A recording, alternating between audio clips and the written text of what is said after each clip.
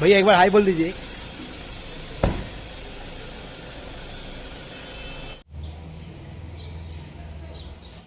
देखिए यश कुमार जी के घर पे जाने के लिए रास्ता, ये मैक्स प्रो जिम है ये, और ये सामने रास्ता दिखता हुआ है।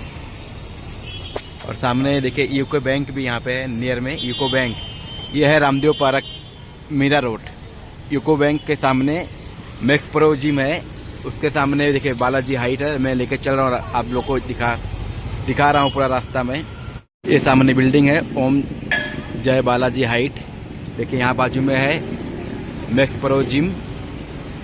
चलिए मैं आप लोग को अंदर लेके चल रहा हूँ, दिखाता हूँ।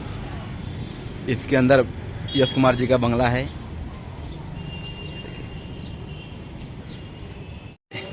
ये देखिए यहाँ पे है रास्ता जाने का। ये देखिए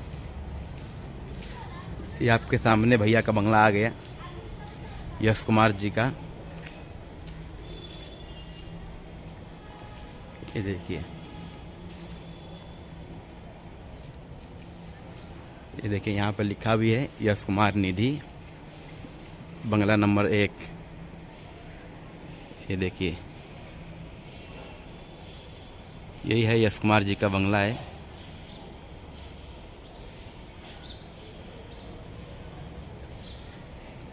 यह है Meera road, Ramdev park, near Max Pro gym के सामने है बालाजी हाइट बिल्डिंग।